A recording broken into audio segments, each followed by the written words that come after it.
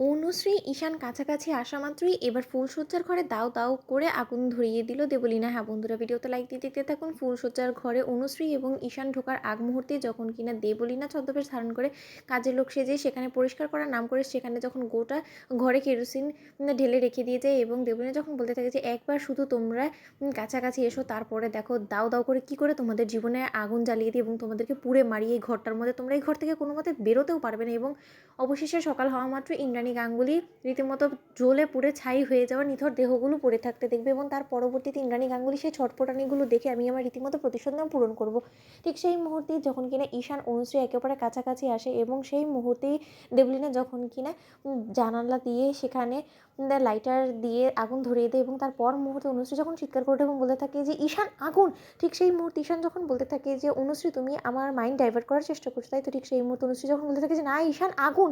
ঠিক সেই মুহূর্তে ঈশান পিছন ঘুরে আগুন দেখা মাত্রই যখন কিনা ঈশান চিৎকার করে ওঠে এবং ঈশান অনুশ্রীকে বাঁচানোর জন্য যখন কিনা বলতে থাকে যে অনুশ্রী তুমি এখান থেকে বেরিয়ে যাও যত শীঘ্রই সম্ভব অনুশ্রী, নতবা আমরা দুজন একসঙ্গে মরে যাবো। ঠিক সেই মুহূর্তে অনুশ্রী যখন আপত্তি করে বলতে থাকে যে না ঈশান, এটা কি করে হয় বলো তো, যে তুমি এখানে আগুনের মধ্যে রীতিমতো তড়পাবে এবং আমি এখান থেকে চলে যাবো, এত সহজ না। যদি বাঁচতে হয় একসঙ্গে বাঁচবো আর যদি মরতে হয় তাহলে একসঙ্গে মরবো। আমি মৃত্যুকে ভয় করি না, কিন্তু তার সত্ত্বেও তুমি আমার স্বামী, আমি তোমাকে এখানে ফেলে রেখে কি করে চলে যেতে পারি এবং তার পরবর্তীতে তোমার বাড়ির লোকেদেরকে আমি কি মুখ দেখাবো।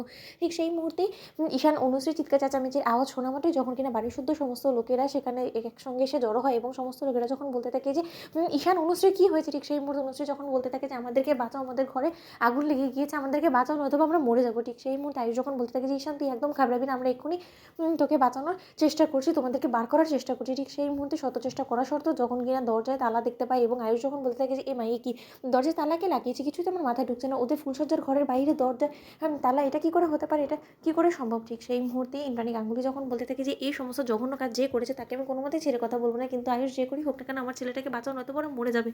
অন্যদিকে আয়ুষ যখন বলতে থাকে যে মা তুমি এসব নিয়ে একদম টেনশন করো না, আমি দেখছি। ঠিক সেই মুহূর্তে অনুশ্রী যখন বলতে থাকে যে ঈশান আর হয়তো আমাদের বাঁচার উপায় নেই, এটাই হয়তো আমাদের জীবনের শেষ দিন এবং আজ হয়তো আমরা কোনো মতে এখান থেকে রক্ষা পাবো না। ঠিক সেই মুহূর্তে কুসুমের কানে খবরটা যাওয়া মাত্রই কুসুম সেখানে দৌড়ে আসে এবং কুসুম সঙ্গে সঙ্গে যখন কিনা জানালা ভেঙে এক পর্যায়ে সেখানে ঝাঁপিয়ে পড়ে এবং কুসুম যখন একে একে ঈশান এবং অনুশ্রীকে সেখান থেকে বার করে আনে এবং শল দিয়ে পেঁচিয়ে ওদেরকে বসিয়ে রাখে এবং বলতে থাকে যে আজকে ভাগ্যক্রমে আপনারা না হয় বেঁচে গিয়েছেন ঈশান সাহেব, কিন্তু বারবার করে তো এরকমটা হবে না। কিন্তু কে ছিল সেই ব্যক্তি যে কিনা এই জঘন্য কর্মকাণ্ডটা করেছে এবং নিশ্চয়ই এই সমস্ত কিছু সিসিটিভি ক্যামেরায় উঠেছে এবং সেই সমস্ত সিসিটিভি ক্যামেরা চেক করলে নিশ্চয়ই আমরা জানতে পারবো যে কে এই অঘটনটা ঘটিয়েছে এবং তাৎক্ষণিক আমরা তার বিরুদ্ধে আমরা অ্যাকশন নিতে পারবো। ঠিক সেই মুহূর্তে দেবলীনা বলতে থাকে যে আমি যে আগে থেকে এই কুসুম সমস্ত বাড়ির ক্যামেরাগুলো নষ্ট করে রেখেছি যাতে আমার অবধি তোমরা পৌঁছতে না পারো, এবার তুমি কি করে আমাকে ধরবে বলো তো? তো বন্ধুরা লাইক এবং শেয়ার করে সাবস্ক্রাইব করতে ভুলো না।